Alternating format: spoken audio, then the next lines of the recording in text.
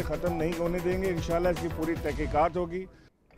अस्सलाम वालेकुम, पाकिस्तान टुनाइट के साथ मैं हूं सईद सबर अब्बास नाज़रीन। आज का शो हमारा 2 हिस्सों पर मुश्तमिल होगा। पहले हिस्से में हम बात करेंगे एहतसाब से मुतल्लिक। हुकूमत की एहतसाब की ड्राइव जो है वो पूरे ज़ोर शोर के साथ जारी है, लेकिन एहतसाब के इस अमल पर बिलखुसूस नैब के कंडक्ट पर अपोजिशन की तरफ से एतराज़ात उठाए जा रहे हैं, सवालात उठाए जा रहे हैं। बड़े संगीन सवालात अपोजिशन की तरफ से उठ रहे हैं।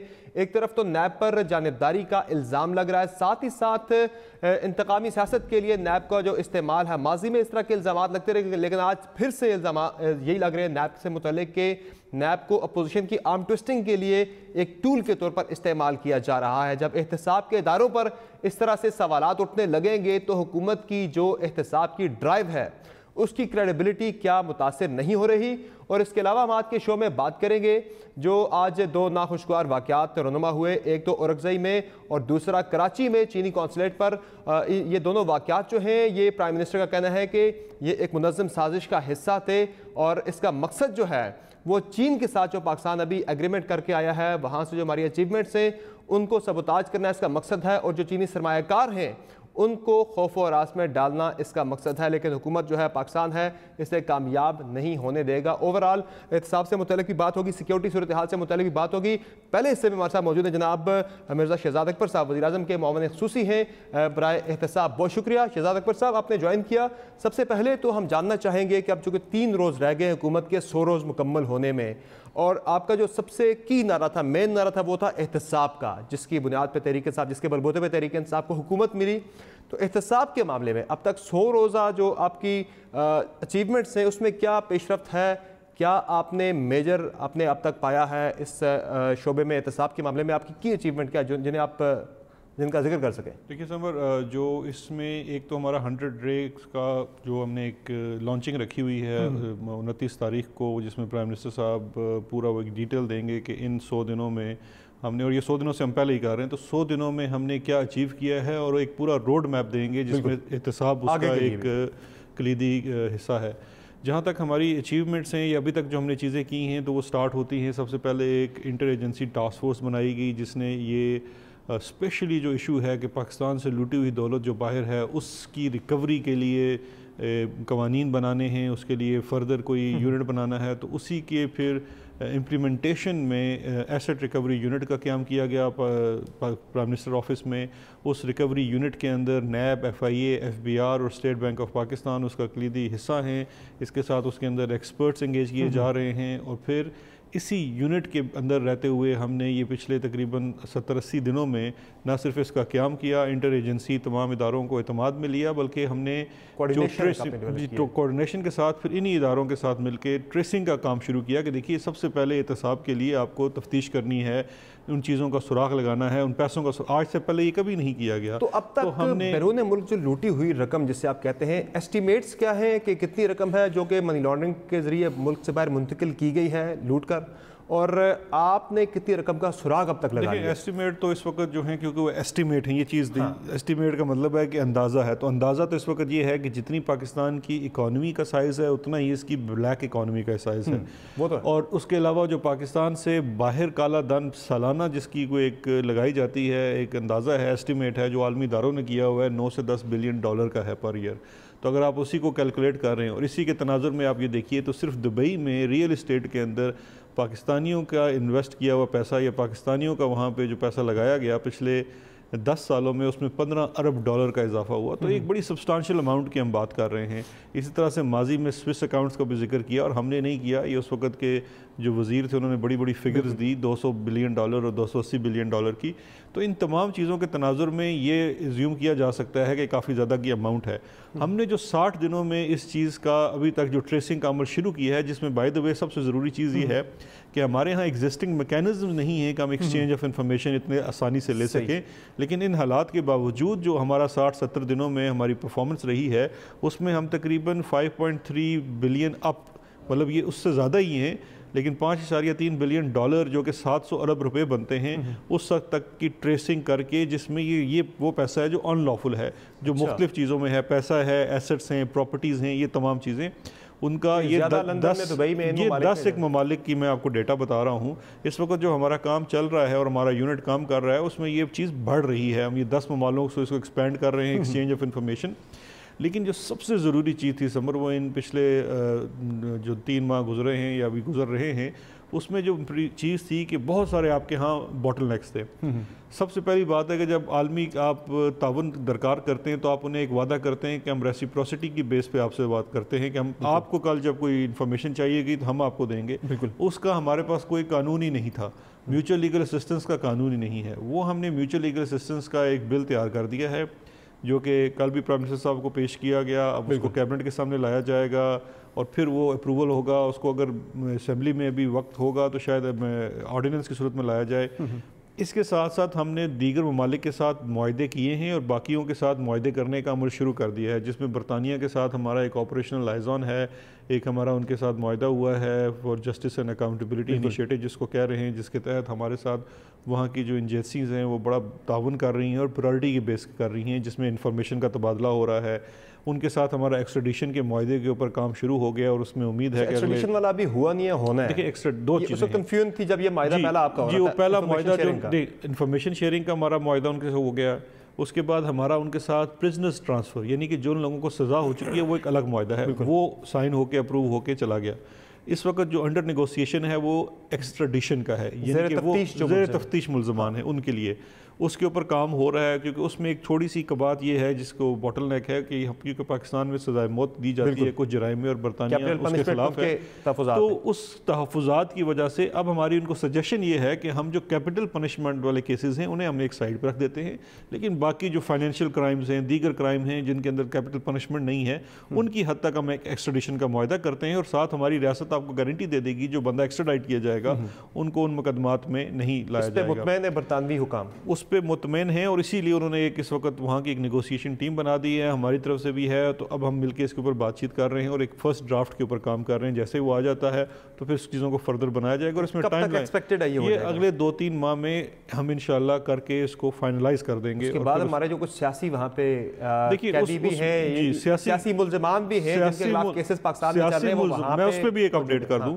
وہ آ سکیں گے. دیکھیے سیاسی ملزمان کی حد تک بات یہ ہے کہ سیاسی ملزمان میں پہلی بات یہ ہے کہ انڈیویجول کیسز کے لیے معاہدے کا ہونا کوئی اشد ضروری نہیں ہے, اس کا ایک رجیم الگ ہو جاتی ہے.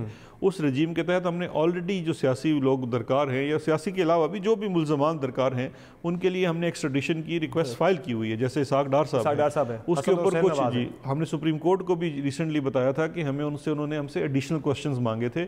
وہ ایڈیشنل کوسچنز بھی ان کا جواب بنا کے شاید کل ہی وہ روانہ کیا گیا, وہ تھرو ڈپلومیٹک چینل کو چلا دیا گیا. کورٹ نے آرڈر کیا تھا نیب کو کہ آپ وہ جوابات بھیجو جو وہاں سے مانگے گئے ہیں, سوالات مانگے گئے ہیں. تو وہ بھی بیسیکلی میں جب برطانیہ گیا ہوا تھا تو ہم نے انڈیویجولی ان تمام کیسز کو ٹیک اپ کیا اور اس میں ان کے کچھ جو تحفظات تھے یا کچھ ان کے سوالات تھے, ان سوالات کو ہم نے کہا ہمیں فوراً بھیجیے, ہم اس کا جواب دیتے ہیں اور آپ اس کی چیز کو آگے بڑھائیے کیونکہ وہ تو ہوگا. اور ایکسٹریڈیشن کی کوئی بھی جو معاملہ ہوتا ہے وہ سبجیکٹ ٹو جوڈیشل ریویو ہوتا ہے, یعنی کہ عدالت کے سامنے جائے گا.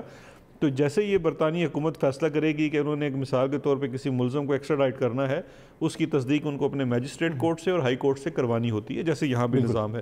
تو وہ سلسلہ اپنی جگہ چلتا رہے گا. کمنگ بیک ٹو کہ ہماری باقی ہم نے کیا کیا ہے, تو اس وقت ہمارا سوئس کے ساتھ فائنل مراحل پہ ہے.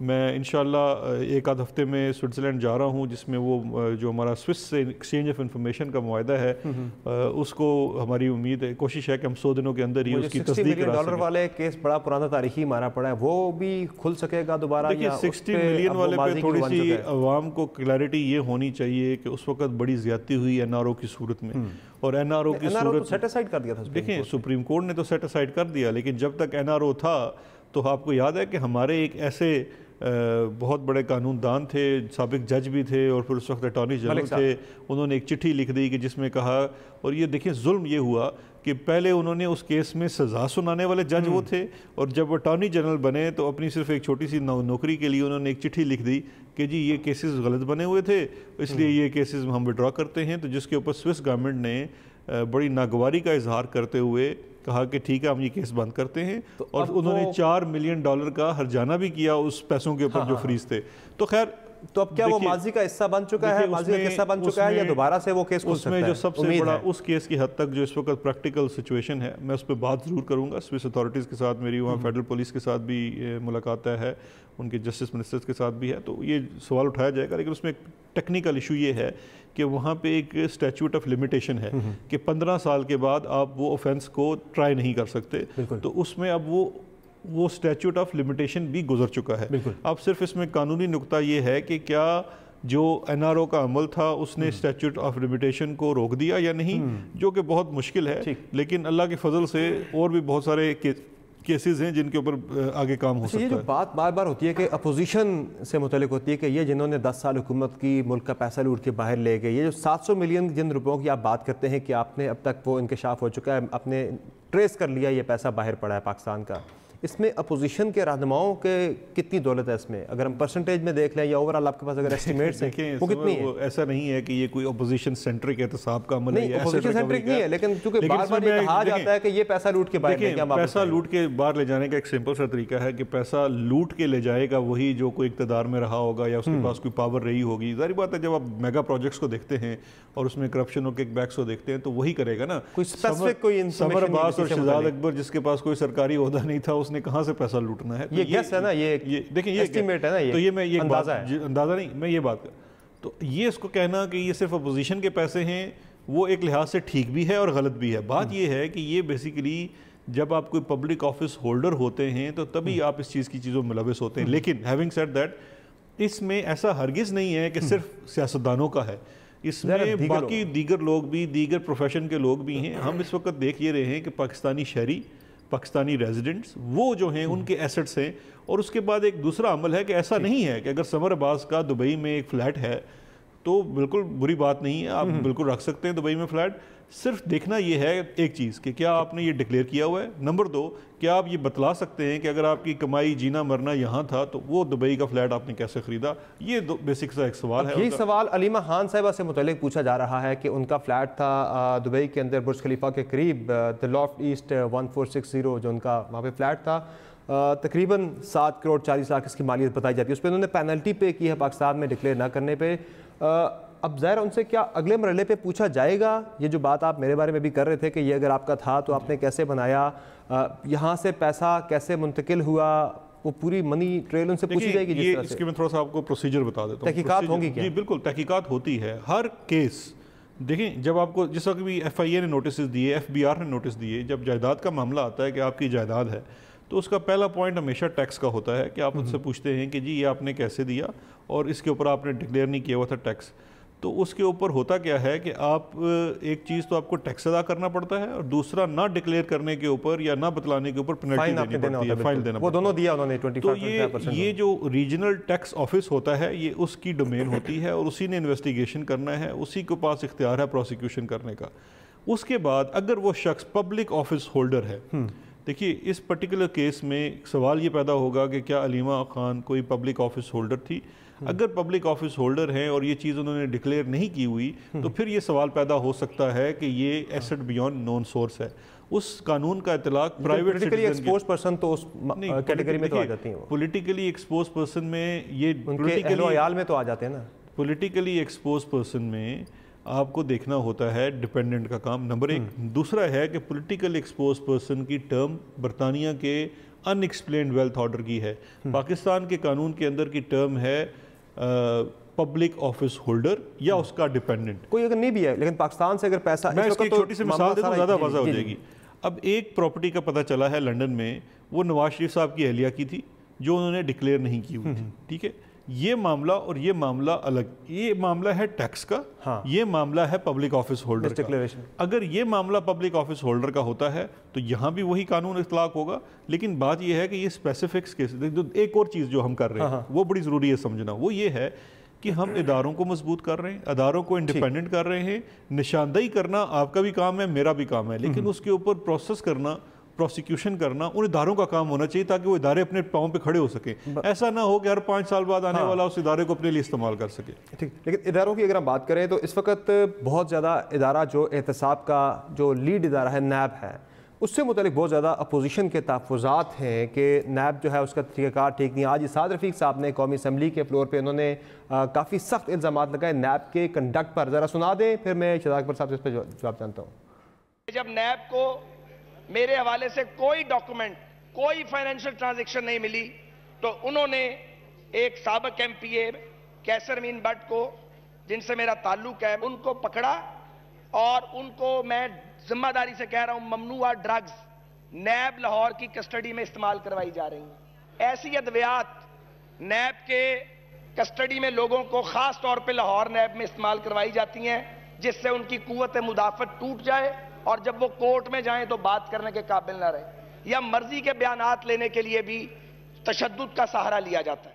جی, کیسے احتساب ہوگا جب اس طرح کے الزامات لگیں گے؟ دیکھیں اب یہ تو وہ والی بات ہو گئی کہ وہ pot is calling the kettle black والی بات ہے کہ یہ اس وقت بات یہ ہے کہ اپوزیشن, اور اپوزیشن بھی کون سی, یہ تمام وہ لیڈران ہیں بڑی معذرت کے ساتھ جن کے اوپر نیب کے باقاعدہ کیسز ہیں, اور ان میں سے ایک بھی کیس پاکستان تحریک انصاف نے نہیں بنایا. لیکن مجاہد کامران صاحب والے انہوں نے بھی نیب پہ الزامات لگائے. اسعد رفیق صاحب آج وہ تو ممنوع ڈرگز دینے تک کے الزامات لگا رہے ہیں. دیکھیں یہ تو الزامات ہیں, اور الزامات کون لگا رہا ہے؟ ایک نامزد ملزم الزامات لگا رہا ہے.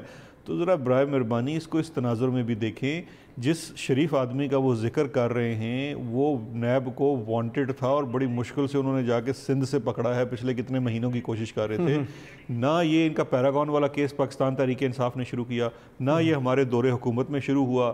یہ نیب پہلے بھی ادھر تھا. اگر یہ نیب اتنا برا تھا تو 30 سال سے اقتدار میں ہیں, اس کو ختم وہ معاملہ نہیں ہے. اب مسئلہ یہ ہے کہ آپ کی اکاؤنٹیبلٹی کی ایک ڈرائیو ہے. دیکھیں ہماری اکاؤنٹیبلٹی مین ادارہ وہ نیب ہے. جب نیب پہ اس طرح کے سوالات اٹھیں گے تو آپ کی ڈرائیو کی ساخت پہ سوال اٹھ رہے ہیں. آپ دیکھیں سوال اٹھا کون رہا ہے؟ سوال وہ بندہ اٹھا رہا ہے جو بیل پہ بیل لے رہا ہے.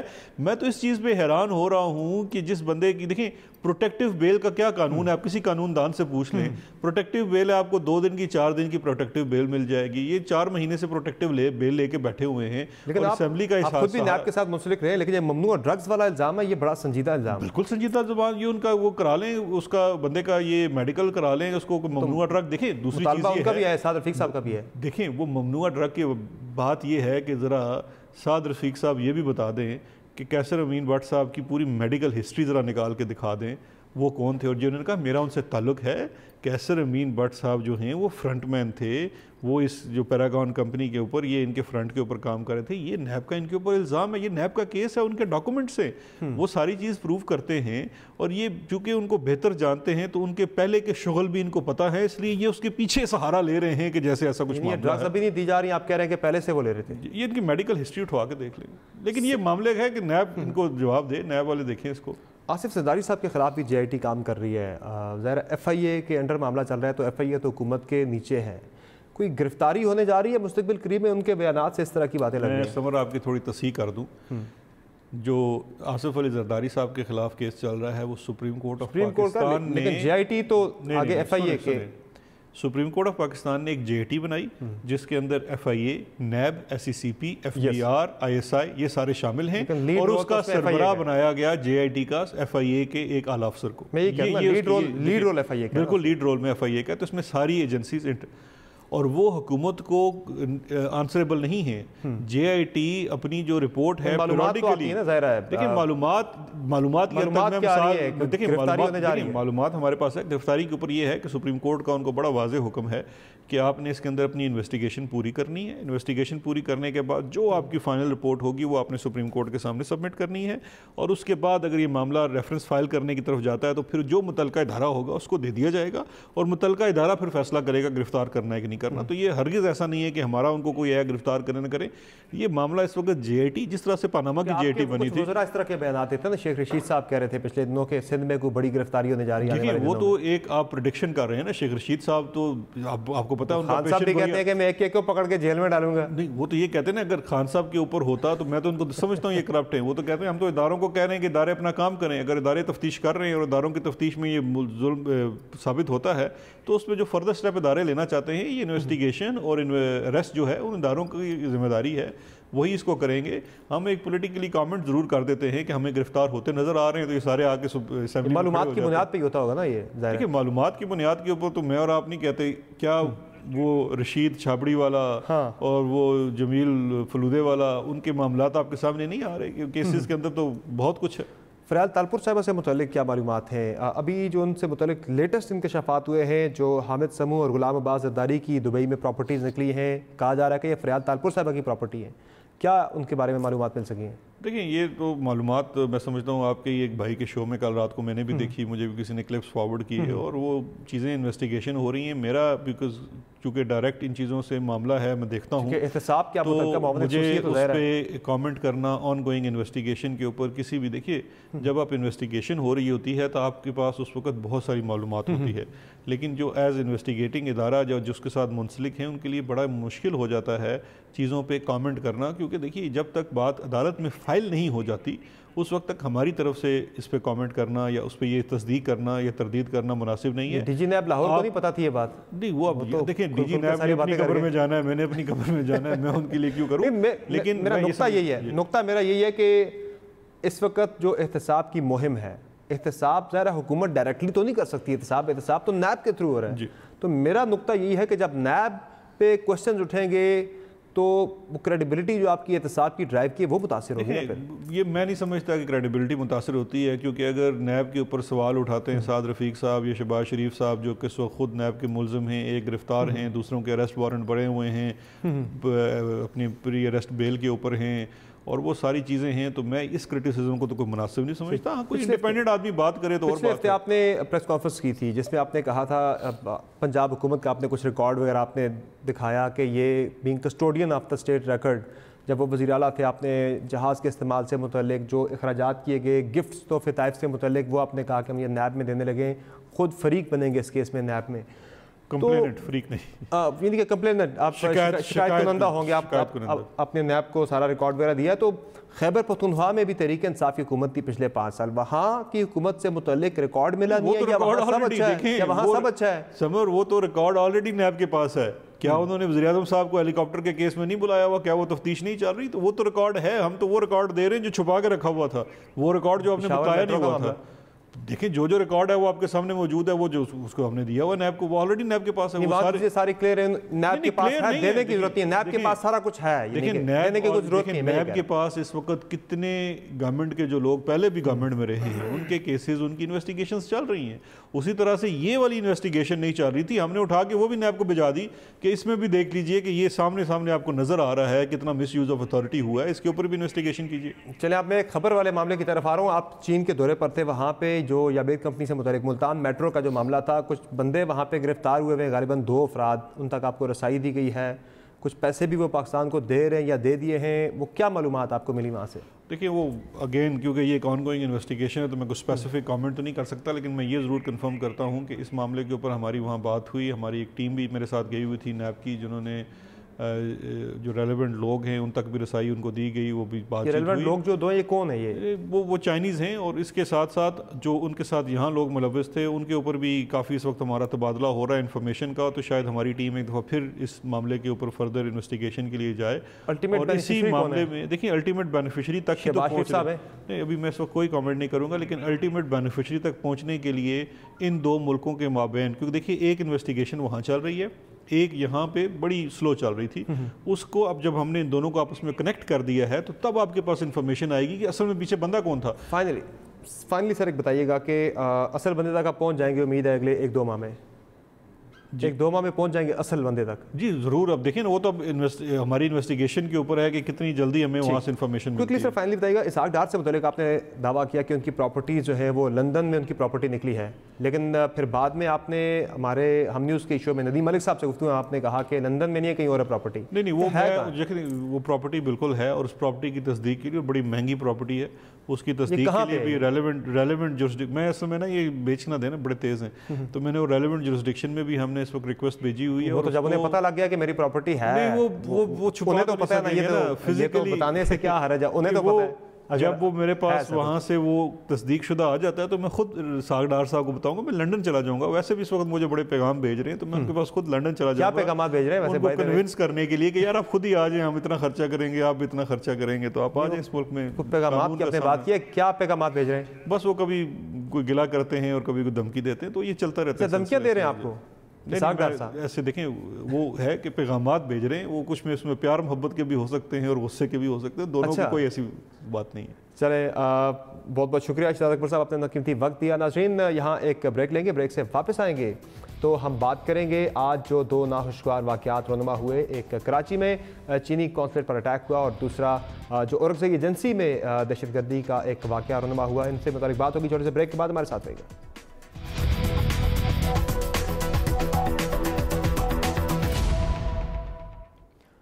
ویلکم بیک دا شو. اور اب بات ہو جائے اس سیگمنٹ میں جو آج دو دہشت گردی کے واقعات رونما ہوئے. ایک کراچی میں چائنیز قونصل خانے کو نشانہ بنایا گیا جسے ہمارے پولیس اور رینجرز کے اہلکاروں نے بہادری کے ساتھ ناکام بنا دیا اور تینوں حملہ آور جو تھے دہشت گرد تھے انہیں قونصل خانے میں گھسنے سے روک دیا اور دو اہلکار اس میں انہوں نے اپنی جان کی قربانی بھی پیش کی. اور اس کے علاوہ آج اورکزئی میں بھی ایک دھماکہ ہوا جس میں 30 سے زائد قیمتی جانیں ضائع ہوئی ہیں. اور یہ دونوں جو واقعات ہیں وزیر اعظم عمران خان کا کہنا ہے کہ یہ سوچی سمجھی منصوبہ بندی کے تحت دونوں آج دہشت گردی کے واقعات کیے گئے ہیں.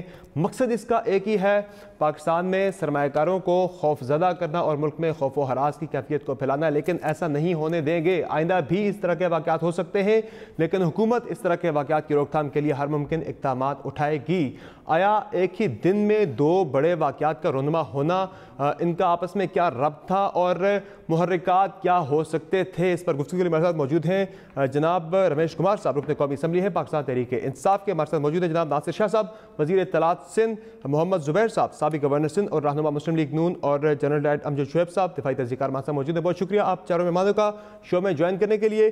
رمیش کمار صاحب, اگر ہم بات کریں آج کے اس حملے کی, بالخصوص دونوں کی اگر ہم بات کریں, ایک طرف لوئر اورکزئی میں آج اٹیک ہوا, 30 سے زائد قیمتی جانیں وہاں پر ضائع ہوتی ہیں, اور اس کے علاوہ سندھ میں جو ہم آج دیکھتے ہیں کراچی میں چائنیز قونصلیٹ کو نشانہ بنایا جاتا ہے. خان صاحب کا کہنا ہے کہ دو لنکڈ ہیں آپس میں واقعات اور آئندہ بھی اس طرح کے واقعات ہوں گے. ہم الرٹ ہیں. الرٹنس کی اگر ہم بات کریں کہ اگر آپ الرٹ ہیں تو اس کی روک تھام کے لیے بیسیکلی کیا ہوگا؟ خان صاحب نے تو کہا ہم روکیں گے, لیکن نیشنل ایکشن پلان ایک ترتیب دیا گیا تھا, اس پر عمل درآمد پہلے بھی نہیں ہو سکا. اب آپ کی گورنمنٹ کتنی فوکس ہو کے اس پہ عمل درآمد کرے گی تاکہ روک تھام کیا جا سکے؟ ایک تو چیز کلیئر ہے کہ ہمارے ملک کے اندر جتنی بھی پولیٹیکل پارٹیز ہیں دہشت گردی کے حوالے سے ساری اکٹھی ہیں کہ نیشنل ایکشن پلان کے اوپر امپلیمنٹیشن ہونی چاہیے. اور آج سی پیک کو جس طریقے سے چائنیز اور ہمارے ریلیشن کو خراب کرنے کی جو کوشش کی گئی, آج بھی پوری اسمبلی اس چیز کے اوپر متفق تھی, مذمت کر رہی تھی. اور آج میری جو اسپیچ تھی میں نے اپنا شروعاتی ان دو پولیس والوں سے کیا کہ جنہوں نے اس لاس کو کم کیا. لاس تو ہوا مگر اس لاس کو کم کیا. اگر وہ دو جانیں ان کی اگر وہ اپنے آپ کو شہید نہیں کراتے, ان کی رکاوٹ نہیں بنتے تو آج یہ نقصان بڑا ہو سکتا تھا. میں نے اپنی اسپیچ میں شروعات ہی یہ کی. تو پہلی چیز تو یہ کہ چائنا اور پاکستان کے جو ریلیشن ہے وہ کبھی بھی ایٹ اینی کاسٹ خراب نہیں ہوں گے. ایسے دہشت گردوں کے عزائم پہلے بھی جب بھی پاکستان ترقی کی طرف گامزن ہوتا ہے تو یہی رکاوٹیں آتی ہیں. یہی رکاوٹیں, یہ ابھی سے نہیں, یہ ماضی سے یہ چیزیں چلتی آ رہی ہیں. مگر اب تو کافی دہشت گردی کم ہوئی ہے. مگر آج بھی جو یہ دو واقعات ہوئے, میں سمجھتا ہوں ہمیں الرٹ رہنا چاہیے کہ اب پاکستان جو ترقی کی طرف جا رہا ہے اور پاکستان نے جو اب انٹرنیشنلی فارن ریلیشن کے حوالے سے جو آنکھیں دکھانا شروع کی ہے, کیونکہ پہلے امریکن پریزیڈنٹ کوئی ایسی بات کرتا تھا تو کوئی بات نہیں کرتا تھا, مگر آج یہاں سے جو جواب جاتا ہے تو وہ بھی ایک ہے کہ ہمیں یہ بھی سوچنا چاہیے اور یہ بھی نہیں ہمیں بھولنا چاہیے کہ امریکہ آج بھی سپر پاور ہے, اس کا انفلوئنس مختلف کنٹریز کے اوپر ہے. اور ہمارے ملک کے اندر دوسری جو ملکوں کی جو ایجنسیز ہیں ان کا بھی ایک نیٹ ورک پہلے سے موجود ہے. ہاں وہ پہلے بہت زیادہ ایکٹیو تھا, آج اس لیول پہ ایکٹیو نہیں ہے. تو مگر پھر بھی ہمیں اس حوالے سے, اور اس کے بعد جو لا انفورسمنٹ ایجنسیز نے جس طریقے سے 1-2 گھنٹے اور SSP خود وہاں پہ موجود رہا, رینجرز موجود رہی, اور جس طریقے سے انہوں نے کیا کام, چیف منسٹر بھی ایکٹیو ہو گئے, گورنر بھی ایکٹیو ہو گئے. آپ کی نظر میں سی پیک ریلیٹڈ یہ ایک ایکٹیویٹی چائنا کو مطلب چائنیز پیپل, کیونکہ وہاں دھماکے ہمارے پاس تو روٹین بن گیا ہے نا انٹرنیشنلی. ایک 2 واقعات ہوئے نا ایک دن میں, تو چلے چائنا کے قونصلیٹ کو بالخصوص ٹارگٹ کیا گیا, دوسرا آج ایک اور اسی دن خان صاحب کے نزدیک دونوں انٹر لنکڈ ہیں. یہ دونوں ایک سوچی سمجھی سازش کا نتیجہ کہ ملک کو دہشت گردی, جو ایک انویسٹرز جو ملک کے اندر آئے ہیں, ملک کے اندر جو ہم UAE کو دعوت دے رہے ہیں, ہم سعودی کو دعوت دے رہے ہیں کہ آپ گوادر میں آئیں, اور آج جو یہ تانے مان جو اشارے بھی دیے کہ بھئی بلوچستان سے وہ لوگ تھے جو یہاں پہ انوالو تھے, تو یہ ایک قسم کی سازش ہے پاکستان کے خلاف. مگر پاکستان کی ساری پولیٹیکل پارٹیز, پاکستان کی لا انفورسمنٹ ایجنسیز پاکستان کی ایک ایک انچ کی حفاظت کے لیے اکٹھے ہیں اور اکٹھے رہیں گے. بالکل, اور پولیٹیکل فورسز کو بھی دوبارہ سے ہمیں دیکھنا ہوگا کہ ایک ہی پیج پر نظر آئیں, جس طرح سے ہمیں 2014-15 میں نیشنل ایکشن پلان بناتے وقت نظر آئی تھی. ناصر حسین شاہ صاحب, آپ آج موجود تھے بریفنگ کے اندر جب چیف منسٹر صاحب کو بریفنگ بھی دی گئی. پہلے تو بتائیے گا کہ یہ جو بریفنگ میں کیا بات سامنے آئی, مقصد کیا تھا ان حملہ آوروں کا, اور اس کے ساتھ ساتھ حملہ آوروں سے متعلق بھی تفصیلات شیئر کی گئی ہیں. کیا تفصیلات ہیں؟ بتایا جا رہا ہے کہ ایک جو حملہ آور ہے وہ ملازم تھا بلوچستان گورنمنٹ کا. بسم اللہ الرحمن الرحیم, اللہم صلی علی محمد و آل محمد. دیکھیں, یہ بڑا افسوسناک واقعہ تھا آج کا, لیکن بروقت لا انفورسمنٹ ایجنسیز اور خاص طور پر ہماری پولیس, اور اس میں بھی ہماری جو لیڈی پولیس افسر ہیں, SP ہیں, وہ یا ہمارے SSP پیر محمد شاہ صاحب اور دیگر رینجرز کے ہمارے جوان اور دیگر لا انفورسمنٹ ایجنسیز نے بروقت کارروائی کی. اس وجہ سے یہ نقصان کم ہوا. نقصان ہوا, ہمارے 2 اہلکار شہید ہوئے, 2 شہری بھی شہید ہوئے جو وہاں پہ ویزا پروسیسنگ کے لیے آئے ہوئے تھے. ان سب کے لواحقین سے ہماری اظہار ہمدردی بھی ہے اور دلی افسوس بھی ہے اس بات کا. اور یہ دہشت گرد بھی مارے گئے, بالکل ان کا تعلق اس وقت تک جو رپورٹس ہیں وہ یہی ہیں کہ بلوچستان سے ہے, اور ایک کہیں پہ ملازم بھی تھا, جیسے گھوسٹ ملازم ہوا کرتے ہیں, اس طرح کا یہ ہے سلسلہ جو ہے. کئی جگہوں پہ اس طرح کی شکایت آتی ہیں. اور یہ اصل ایشو دیکھیں آپ, ابھی جو میرے بھائی میرے بڑے محترم ہیں رمیش نے جو باتیں کی بالکل صحیح کی, اور انہوں نے یہ کہا کہ ابھی ان کی جو کارروائی ہیں وہ ایکٹیو نہیں ہیں. ہمارے دشمن بہت زیادہ ایکٹیو ہیں.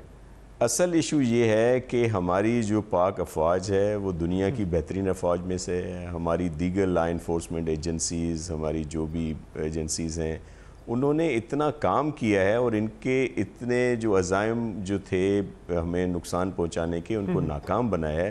آئے دن بڑے گروہ پکڑے جاتے ہیں, کیونکہ وہ چاہتے ہیں کہ یہاں پہ بہت زیادہ تباہی پھیلائیں, اور ان کے جو عزائم ہیں, اور اس میں جو بھی پاکستان کا دشمن ہے, وہ جتنے بھی پاکستان کے دشمن ہیں وہ سب اس کے دوست ہیں. ان کا آپس میں ایک لنک ہے, اس میں ہمارے دشمن ممالک بھی شامل ہیں, دیگر یہ دہشت گرد اور دوسرے لوگ سب وہ آپس میں اکٹھے ہو گئے ہیں.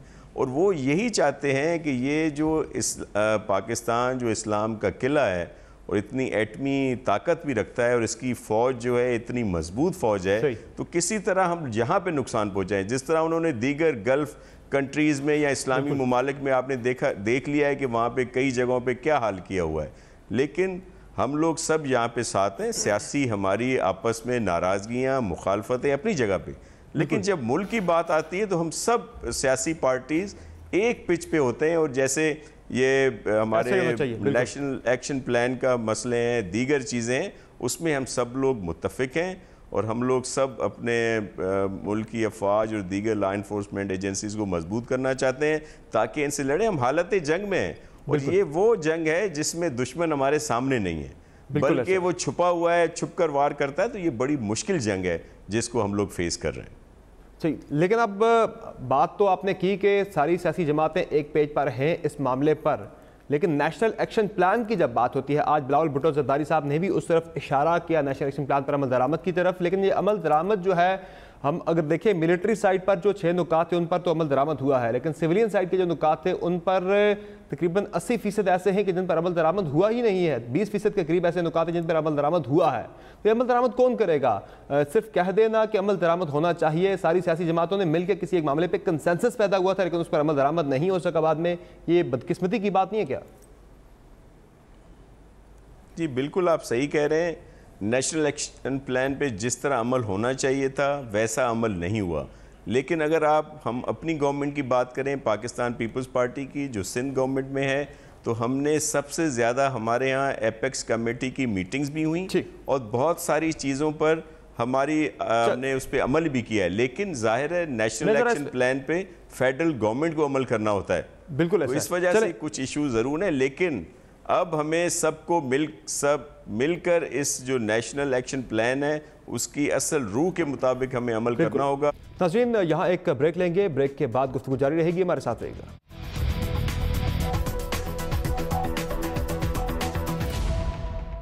ویلکم بیک ٹو شو، ہمیں جوائن کیا ہے لیفٹیننٹ جنرل ریٹائرڈ امجد شعیب صاحب نے۔ جنرل صاحب آج جو 2 واقعات دہشت گردی کے رونما ہوئے اورکزئی میں بھی اور کراچی میں بھی، آپ کی نظر میں ان کے محرکات کیا ہو سکتے ہیں؟ خان صاحب کے نزدیک خان صاحب تو کہتے ہیں کہ ہمیں پہلے سے پتا تھا کہ یہ واقعات ہونے ہیں لیکن جگہ نہیں معلوم تھی اور آئندہ بھی اس طرح کے واقعات ہو سکتے ہیں، ہمیں الرٹ رہنا ہے۔ تو کیا لگتا ہے یہ چائنا اسپیسیفک یہ ایکٹیویٹی تھی سی پیک کو متاثر کرنے کے لیے، یہاں پہ سرمایہ کاروں کو خوفزدہ کرنے کے لیے، یا پھر اس کا مقصد آپ کو اس سے کوئی بڑا لگتا ہے؟ بسم اللہ الرحمن الرحیم۔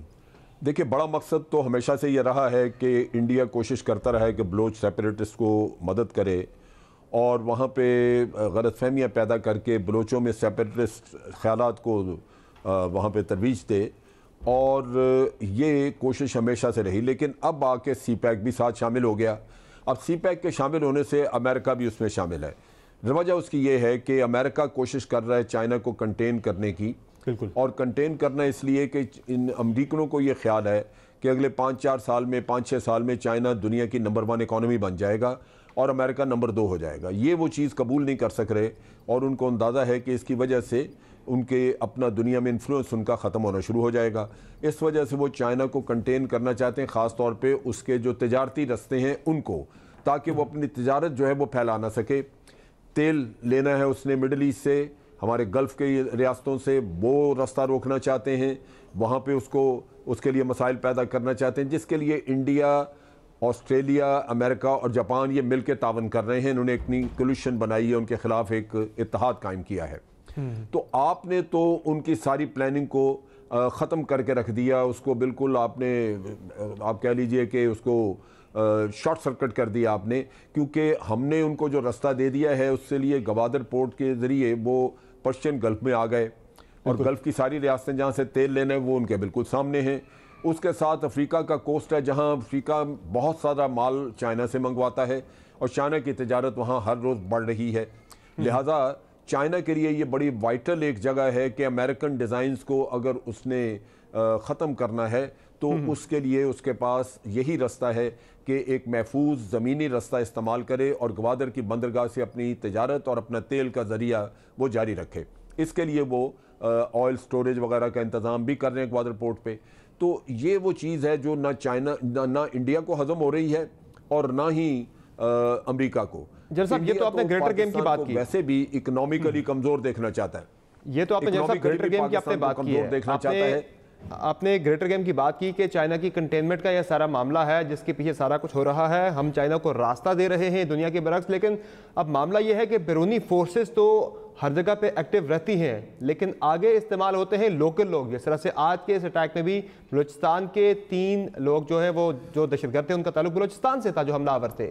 تو بیسیکلی لوکل لیول پہ تو ان چیزوں کو کنٹرول کرنے کے لیے نیشنل ایکشن پلان ہم نے ترتیب دیا تھا لیکن اس پر عمل درآمد نہیں ہو سکا، تو پھر کون ذمہ دار اس کا ٹھہرا؟ بیرونی طاقتیں تو اپنی جگہ پر، لیکن لوکلی بھی ہمیں اپنی ذمہ داریوں کا احساس کرنا ہوگا۔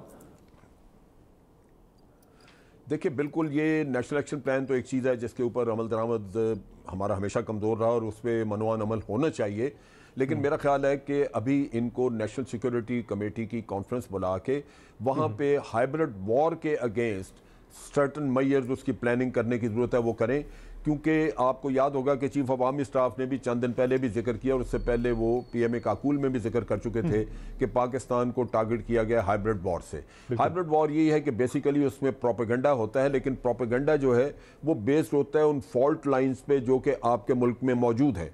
मिसाल के तौर पे अगर कुछ लोग ऐसे हैं जिनके जहन में यह है कि बलूचिस्तान को अलहदा होना चाहिए, तो ये वो फॉल्ट लाइन है जिसके ऊपर मेहनत की जाएगी और उसका प्रोपेगेंडा ऐसे किया जाएगा कि कुछ अरसे के बाद बाहर से प्रोपेगेंडा करने वाले जिन लोगों को पाकिस्तान में टारगेट कर रहे हैं वो खुद उसके एक्टिव मेंबर बन जाएंगे। यानी दूसरे लफ्ज़ों में पाकिस्तान के वो सेगमेंट या वो सोसाइटी का हिस्सा जिसको टारगेट किया गया है वो पढ़ा लिखा हो सकता है, वो जैसे भी हों, जर्नलिस्ट हो सकते हैं, वो कुछ अरसे के बाद इतने कायल हो जाते हैं कि फिर बाहर से प्रोपेगेंडे की जरूरत नहीं रहती, वो एजेंडा लेके खुद आगे चल पड़ते हैं न जानते हुए।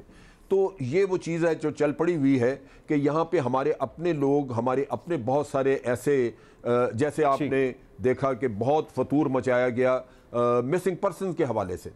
आपके अदारे आपको बार बार कहते हैं कि हमारे पास नहीं है, लेकिन आपके लोग जो है वो मानने को तैयार नहीं। उसकी बुनियादी वजह यही है कि ये बाहर से प्रोपेगेंडा किया गया। अब ये 3 लोग जो मिसिंग पर्सन वाले थे वो आज मारे गए और पता लग गया कि ये सेपरेटिस्ट ट्रेनिंग जो कर रहे थे BLA के उनमें गए। ये सेपरेटिस्ट वाला मामला भी जो है ये भी जिस फॉल्ट लाइन की तरफ आपने इशारा किया ये भी नेशनल एक्शन प्लान का नुक्ता नंबर 17 था, लेकिन इस पर अमल दरामद नहीं हो सका। बदकिस्मती है ये भी, जितने भी नुकात हैं कहीं ना कहीं जाके लिंक जुड़ता है। कुछ ऐड करना चाह रहे हैं रमेश कुमार साहब? मैं फिर आपकी तरफ आता हूँ। जी रमेश कुमार साहब। 20 बार बार जिक्र किया गया 20 पॉइंट्स हैं नेशनल एक्शन प्लान की। सबसे पहले सिर्फ यहाँ पे भी हमारे लोगों की सोच को तब्दील करना था। मैंने जो अभी 2 दिन जो सीरत कॉन्फ्रेंस हुई मैंने वो अटेंड भी की, और मैं ये चाहता था कि ये जो मैसा के मदीना की जो हम बात करते हैं, क्योंकि तब तक आपके घर में कोई हमला नहीं कर सकता जब तक आपके घर में कोई बंदा मिला हुआ नहीं हो। तो अंदर से ये आग लगती है। तो ये हमारा यहाँ पे एक करिकुलम के ऊपर नज़र डालनी चाहिए थी, उसके ऊपर काम नहीं हुआ। इवन सुप्रीम कोर्ट ने 19 जून 2014 की जो जजमेंट थी कि उसके ऊपर अमल हो, उसके ऊपर भी अमल नहीं हुआ। इस्लाम की सही टीचिंग, ये कायदे-ए-आज़म का जो सही ख्वाब था, नेशनल एक्शन प्लान के अंदर नुक्ता नंबर 10 ये नेशनल एक्शन प्लान कैसे थे? नंबर 10 था, ये पॉइंट नंबर 10 था। अब उन चीज़ों के ऊपर आज उसकी वजह से माइनॉरिटीज, नॉन मुस्लिम कम्युनिटी के भी प्रॉब्लम है, जिसकी तरफ भी हमारा रिड्रेसल नहीं हो रहा है। तो मैं समझता हूँ नेशनल एक्शन प्लान की जो एक मुतफ़िका तौर पर जो 20 पॉइंट एजेंडा थी, उन 20 पॉइंट एजेंडा को दोबारा रिव्यू करके उस कमेंटमेंट के साथ आगे बढ़ना चाहिए कि यहाँ पे ये जो दहशतगर्दी भी कम हो जाएगी, यहाँ पे एक इंसान से मोहब्बत करेगा। और इस तरीके से नहीं होगा, आप अगर उसी किस्म की तालीम देंगे, उस किस्म की तालीम होगी जो इस्लाम की सही टीचिंग होगी। ये नहीं होगा कि आप किसी के बारे में फतवा भी जारी कर दें, आप किसी के बारे में रिमार्क्स भी दे दें।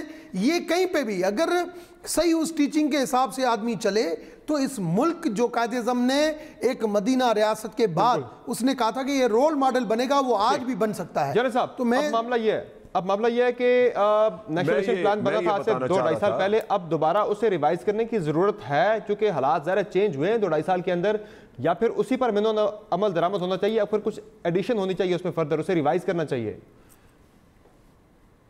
देखिए, उसको नहीं, उस पर रिवाइज करना चाहिए उसको। उसकी वजह यही है कि जैसे जैसे हालात बदलते हैं आप अपनी प्लान को रिवाइज करते हैं, देखते जाते हैं, ताकि ये ना हो कि आप बिल्कुल फिक्स रहें किसी एक नुक्ता पे और बाद में चीज़ें बदल चुकी हों। लिहाजा वो तो वक्तन फ़क्तन उसको रिव्यू करना चाहिए हमें। लेकिन एक चीज़ जो मैं और बात कर रहा हूँ, देखिए हमारे पास बड़े सबूत हैं। कलभूषण ने हमें बताया था कि भारत इसको BLA को चला रहा है। जुमा खान मरी, उसने मॉस्को में जब 20 साल वो चलाता रहा ये अलहदगी की तारीख, 20 साल के बाद उसने कहा कि जी चूंकि ये इंडिया के हाथ जा चुकी है, मैंने तौबा की है, मैं पाकिस्तान के खिलाफ अभी काम नहीं करूंगा। मैं अपने तमाम साथियों दोस्तों को कहूंगा कि वो वापस आ जाएं, क्योंकि अब हरबयार मरी, बरामदा बुख्ती, ये इंडिया के हाथ जा चुके हैं। इसके साथ साथ आप देखिए कि अमेरिका से एक बलोच नेशनलिस्ट जो कि बहुत ज्यादा अरसा तक वहां से बलोचों के सारी बातें सही है, काम करता रहा। इंटरनेशनल कुव्वतें तो पाकिस्तान को डिस्टर्ब करना चाहती हैं, मगर कम से कम हम उनको बेस क्यों देते हैं? मैं बात तो कर दूं, मेरी बात तो मुकम्मल होने दें, मेरी बात तो मुकम्मल हो जाए, बात मुकम्मल कर ले। अच्छा, ये सारी चीजें अब उन्होंने उनको आलाकार बनाया है। हुसैन हक्कानी है वहां पे, तारिक फतेह है, बाकी भी हमारे लोग हरबयार वगैरह। یہ تو کام کریں گے کیونکہ باہر ہیں، یہ کھا رہے ہیں. انہوں نے جو فوج آگے تیار کی ہے، جو جا کے حسین حقانی کے ساتھ وہاں میٹنگز اٹینڈ کرتے رہے ہیں اور وہاں پہ جا کے ٹھہرتے ہیں، وہ لوگ یہاں پہ ہیں. جب آپ کو کہا جاتا تھا گڈ اور بیڈ طالبان، یہ انڈیا نے یہ ٹرم چلائی تھی، لیکن یہاں پہ ہمارے اپنے لوگوں نے یہ لڑنا شروع کر دیا گڈ اور بیڈ. مسنگ پرسن کا قصہ باہر انڈیا نے چلایا یا بلوچوں کو کہہ کے چلوایا، ماما قدیر انڈیا چلا گیا، لیکن یہاں پہ ہمارے اپنے جرنلسٹ جو ہیں وہ لوگوں کو لالا کے بٹھاتے رہے. بھئی آپ کو دشمن باہر والا تو نظر آتا ہے، جو آستینوں کے سانپ ہیں ان کے خلاف کیوں نہیں ہم کچھ کرتے؟ یہاں آپ کی صفوں میں چھپے ہوئے دشمن ہیں، ان کے خلاف کیوں نہیں کرتے؟ اصل دکھ یہ ہے جب یہاں کے لوگ آپ کے وہ ان کا کلا کما کریں گے جو یہاں آپ کی صفوں میں گھس کے یہ کاروائیاں کر رہے ہیں اور یہاں پہ آ کے اپنے اداروں کو بے توقیر کرتے ہیں، اپنے اداروں کو بلا وجہ مجرم بنا کے دوسروں کے سامنے پیش کرتے ہیں. میاں نواز شریف نے بھی کیا کہا بامبے کے واقعے کے بارے میں؟ دشمن یہ ہے. باہر کا قصہ تو آپ نپٹا سکتے ہیں، اب آپ کے چیزیں کھل رہی ہیں. وہ اجمل قصاب نکلا ہے انڈیا کا شہری، آپ بتائیں میاں صاحب بتائیں کہ انہوں نے کیوں یہ کہا. یہ مشکلات ہیں جو لوگ یہاں پروپیگنڈے کی وجہ سے یا بعض اپنے مقاصد کی وجہ سے کمپرومائز ہیں اور انڈین نیریٹو یا دوسرا باہر والے لوگوں کا نیریٹو پروموٹ کر رہے ہیں، ان کو مارنا ضرور ہے، ان کو ختم کرنا ضروری ہے. ٹھیک ہے، مجھے یہاں پہ کچھ احتساب سے متعلق بھی بات کرنی ہے، چونکہ آج بھی اپوزیشن لیڈر شہباز شریف صاحب نے گلہ شکوہ کیا کہ وزیراعظم صاحب ملک سے باہر بیٹھ کے اپوزیشن کو ٹارگٹ نہ کریں. وہ منتخب وزیراعظم ہیں، وہ کوئی ڈکٹیٹر نہیں ہیں، اس لیے انہیں اپنا رویہ تبدیل کرنا چاہیے. اپوزیشن کی طرف سے سخت قسم کی شکایات سامنے آ رہی ہیں پرائم منسٹر کے ان کی کابینہ کے ارکان کے رویے سے متعلق. تو ناصر شاہ صاحب، یہ جو خان صاحب کہتے ہیں کہ ہم تو کسی اپوزیشن کے لیڈر کے بارے میں تو بات نہیں کرتے، ہم تو جب چوروں کی بات کرتے ہیں، ہم جب ملک لوٹنے والوں کے احتساب کی بات کرتے ہیں، منی لانڈرز کی بات کرتے ہیں، تو اپوزیشن جو ہے اس پہ سراپا احتجاج نظر آتی ہے. وہ کہہ رہے ہیں ہم نے کسی کا نام تو نہیں لیا. جو خان صاحب کی اسپیچ ہے اس کو آپ ضرور سنیں کہ انہوں نے کیا وہاں پہ کہا. ظاہر ہے جب بھی ہم ملک سے باہر جاتے ہیں یا جب یہ ایز اے پرائم منسٹر باہر جاتے ہیں تو ہم سب پولیٹیکل پارٹیز بھی ان کی سپورٹ میں ہوتے ہیں کہ جی ہمارا پرائم منسٹر کیا ہے. یہ بھی جب وہاں پہ جائیں تو پھر اگر یہ اس طرح کی باتیں کریں گے جس طرح میاں شہباز شریف صاحب نے کہا یا دیگر اور رہنماؤں نے کہا ہے تو یہ کیا امیج دیں گے وہاں پہ؟ اور ظاہر ہے پارٹیز چینج ہوتی رہتی ہیں تو کس کو کیا پہلے ہی وہ U10 لے کے انٹرنیشنل طور پر بھی یہ ہو گیا ایک قسم کا کہ بھائی یہ ان کے ساتھ کوئی چیز کریں پھر بعد میں یہ اس پر رہیں گے یا نہیں رہیں گے. پھر یہ بات ہوگی کہ چلیں یہ تو بڑے پاک باز ہیں، فرشتے ہیں، کل کو حکومت چینج ہوگی تو کیا ان کے ساتھ کوئی ایسا معاہدہ کریں جو دیر پا ہو. یہ کس طرح کی بات کر رہے ہیں جا کے؟ یہ پرائم منسٹر کی اسپیچ تھی جو یہ وہاں پہ کر رہے تھے؟ یہ ایسا نہیں کرنا چاہیے. وہاں پہ اپنے ملک کی بات کریں، اداروں کو مضبوط بنانے کی بات کریں. یا بس وہ لیکن یہ خطاب وہاں پہ کسی ملیشیا کے کسی حکام سے نہیں تھا، یہ تو پاکستانی جو کہ وہاں پہ مقیم ہے، وہاں پہ کام کرے، اوورسیز پاکستانیوں سے تھا. سن تو لیں، دوسری تقاریر جو ہیں وہاں بھی ہمیشہ پرائم منسٹر صاحب یہی بیان کرتے رہے ہیں. اور پھر اگر کوئی صحافی وہاں سے ان سے یہ صرف پوچھ لیتا کہ علیمہ خان صاحب نے یہ جو ابھی اپنی ساری فائن بھرے ہیں، دیگر چیزیں کی ہیں، وہ پیسہ کہاں سے آیا؟ اس طرح کی چیزیں نہیں ہونی چاہیے. آج آپ جو بات کر رہے ہیں نیشنل ایکشن پلان کی، دیگر چیزوں کی، تو پیپلز پارٹی کا اسٹانس ہمیشہ واضح رہا ہے اور ہم نے فل سپورٹ کی ہے کہ یہ ہونا چاہیے. جیسے جنرل صاحب کہہ رہے تھے کہ ہمیں اب فیصلہ کر لینا چاہیے اور ان سب سے آئینی ہاتھوں سے نپٹنا چاہیے. جو ایک محاورہ ہوتا ہے آئینی ہاتھ، لیکن یہ حقیقت ہے. بے طرح یہ باہر جا کے ان کے وے آف لیونگ تو دیکھیں جو یہاں پہ پاکستان کے خلاف باتیں کر کے اور باہر رہ رہے ہیں. ان کے پاس یہ کہاں سے آئیں رولز رائز، یہ کہاں سے آئیں؟ ان کے پاس اتنی پرتاش زندگی گزار رہے ہیں، یہ پیسہ کہاں سے آتا ہے؟ اور پھر یہاں پہ بیٹھ کر وہ بڑی باتیں کرتے. جو بھی ہو اکراس دا بورڈ پہلے ہمیں ایک فیصلہ کرنا چاہیے. پارٹیاں ہم آپس میں فیصلے کر لیں گے. PTI 2023 میں انشاءاللہ آپ کو نظر ہی نہیں آئے گی. کوئی پیپلز پارٹی ہوگی، کوئی اور پارٹی ہوگی، یہ ہمارا ہو جائے گا. لیکن سب سے ضروری ہمارے ملک کا استحکام ہے کہ پاکستان جو ہے وہ قائم دائم رہے.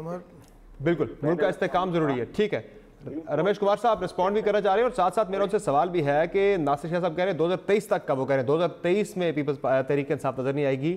خان صاحب تو کہہ رہے ہیں کہ اپوزیشن کو بڑی جلدی ہے کہ ہماری حکومت کا خاتمہ ہو جائے. کس اقدام سے آپ کو لگا ہے کہ بڑی جلدی میں اپوزیشن آپ کی حکومت کے خاتمے کے لیے؟ ایک تو اچھی بات ہے کہ سائیں ناصر شاہ نے، ناصر شاہ کے جو لیڈرز ہیں اور جو اتحادی ہیں اپوزیشن کے، وہ تو 1 سال دے رہے ہیں، مگر انہوں نے 2023 دے دیا ہے ہمیں. دوسری چیز یہ سب کہہ رہے ہیں کہ حکومت کو مدت پوری کرنی چاہیے. نہیں، انہوں نے کہا کہ پی ٹی آئی 2023 میں، تو اس وجہ سے 2023 تک انہوں نے ٹائم دے دیا ہے. دوسری چیز یہ کہ ملیشیا میں جو خطاب ہوا، وہ ملیشیا میں خطاب پاکستانی قوم سے، جو ہمارے پاکستانی رہتے ہیں ان کو ہوا. تیسری چیز یہ کہ اگر ہو بھی صحیح وہاں پہ کہ ملیشین گورنمنٹ سے بھی ایسی کوئی بات، یہ پرسیشن آج سے نہیں ہے، یہ بنا ہوا ہے کہ پاکستان کے اندر کرپشن ہے، منی لانڈرنگ سے وہ پیسہ جاتا ہے، وہ دہشت گردی میں انوالو ہوتا ہے. یہ ہم نہیں کہتے ہیں. یہ لاسٹ ٹائم جو ڈی جی آئی پی آر یا مختلف جو رپورٹس آتی تھی جب نون کی گورنمنٹ تھی، تب بھی یہ اسٹیٹمنٹس آتی تھی کہ جو دہشت گردی ہوتی ہے، جو یہ اس کرپشن کا پیسہ، کراچی میں جو کرپشن کا پیسہ ہوتا تھا وہ کراچی کی دہشت گردی میں انوالو تھا. فیڈرل گورنمنٹ پیپلز پارٹی کی تھی، پروونشل گورنمنٹ پیپلز پارٹی کی تھی، وہ لوگ بھی ان کے ساتھ تھے، کوئی ان کے اوپر ایکشن نہیں تھا. مگر وہ تبدیل ہوئے. دیکھیں نا 2000 آج اگر میں کہوں کہ میاں صاحب نے کام نہیں کیا، یہ غلط ہوگا.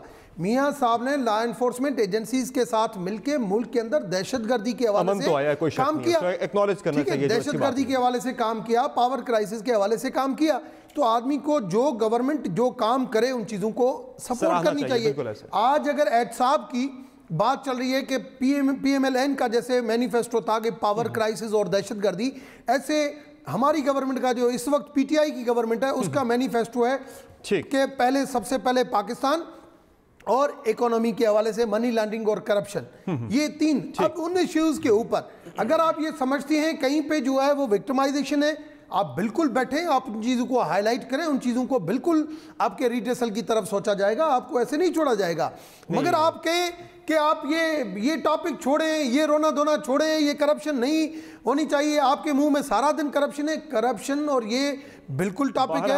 اور یہ پی ٹی آئی یہ چاہتی ہے کہ اس ملک کو سب سے ہر پولیٹیکل پارٹی نے پہلے عوام کی بات کی، پھر اپنی بات کی. پاکستان کی کس نے؟ پی ٹی آئی کی گورنمنٹ کے لیے سب سے پہلے پاکستان کی بات ہے. چور کا شور نہیں ہونا چاہیے. جنرل صاحب کنکلوڈ کیجئے گا کہ جو احتساب کا عمل ہے، بے لاگ احتساب کا، شفاف احتساب کا، اگر اس کے ساتھ چور کا شور نہ ہو، صرف احتساب ہو، تو یہ بہتر نہیں رہے گا؟ اس کی کریڈیبلٹی میں یہ ایڈ آن نہیں کرے گا؟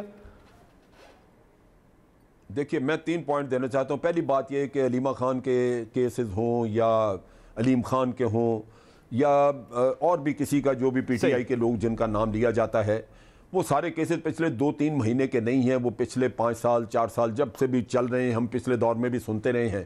یہ نالائکی ہے ان حکومتوں کی جو پہلے تھیں اور انہوں نے ان کے کیسز کے ریفرنسز بنا کے آگے نہیں چلائے. اب ان کو رونت ہونا نہیں چاہیے، اب اپنی باری کا انتظار کرنا چاہیے.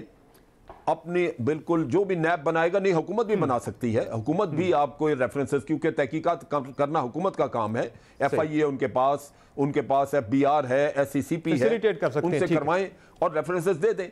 لیکن اگر نہیں کیا حکومتوں نے تو اب انتظار کریں، یہ پروسیس چلنے دینا چاہیے. دوسری بات یہ ہے جو بڑی اہم ہے، وہ یہ ہے کہ جہاں تک پی ٹی آئی کا تعلق ہے، پی ٹی آئی نے الیکشن لڑائی اسی بنیاد پہ ہے کرپشن کے، لہٰذا ان کو اب کام کرنا چاہیے بجائے نعرے لگانے کے.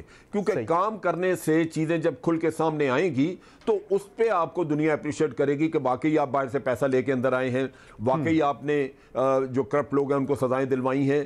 توجہ ادھر دینی چاہیے بجائے اس کے کہ آپ ہر روز یہ قصہ کھول کے بیٹھ جائیں اور آپ کو اپوزیشن جو ہے وہ اس کو ایک بہانہ مل جائے آپ کو کرٹیسائز کرنے کا. میرا خیال ہے کرٹیسائزم سے بچنا چاہیے، ان کی اپنی باتوں سے ہی ہوتا ہے. اور میں سمجھتا ہوں آخری پوائنٹ جو میں دینا چاہ رہا ہوں، اپوزیشن لاکھ کہتی رہے کہ یہ حکومت گرے گی، یا عمران خان کہہ رہے ہیں کہ یہ گرانا چاہتے ہیں، کوئی حکومت ان کی نہیں گرا سکتا اگر ان کے اپنے کام درست ہوئے.